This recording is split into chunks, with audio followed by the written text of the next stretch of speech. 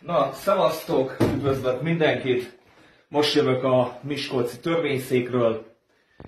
Megvolt az első tárgyalás, páncéltáskával voltam. Na most szeretném elmondani, hogy Edkár Szelim török-magyar kettős állampolgár nem jelent meg a tárgyaláson. Bementem a tárgyalóterembe, azt mondták nekem, hogy kapcsolják Egert. Tehát ilyen mikrofon volt, meg ilyen képernyő, hogy Egert kapcsolják. Erre kiderült az, hogy Szelim Edkár nem jelent meg a tárgyaláson, van is mitől félnivalója, ugye nem jelent meg. A második felszólítás után elővezetik, kitűztek egy új időpontot. Na most mutatnám, hogy gyere közelebb. Tehát nem jelent meg a török, de a második felszólítás után jövő hónapban tárgyalás, ha azon se fog megjelenni, akkor elővezetik, és körözni fogják a törököt.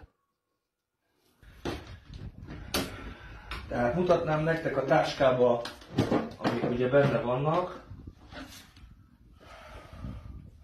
Ugye itt a feljelentett, az elkövető Szelim Edkár 2018. április 14. óta zaklat, és hát ugye a paragrafusok, dokumentumok itt vannak.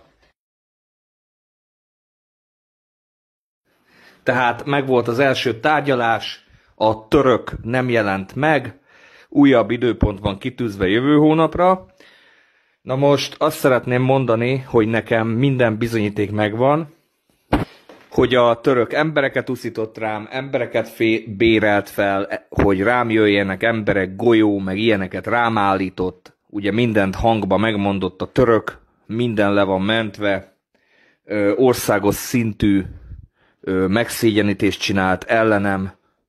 Azon kívül minden megvan, képernyőképek a mindenről, amiket kitett.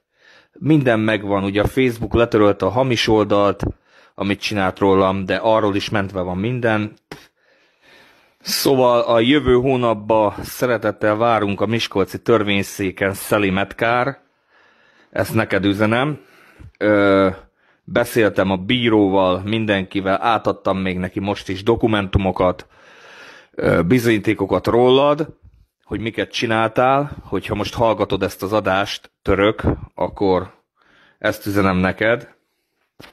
És a következő tárgyaláson, ha szintén nem fogsz megjelenni, akkor az lesz, hogy téged körözni fognak, hogyha nem jelensz meg. Meg kell, hogy jelenjél, úgyhogy a következő tárgyaláson vagy megjelensz, vagy nem, de én megjelenek. Én vagyok a sértett, Köröskényi István, én vagyok a sértett. Én megjelenek, viszem a pendrive-okat, mindent rólad, össze van szedve minden, képernyőképek, beismerő vallomásaid, minden megvan rólad, gyere a bíróságra.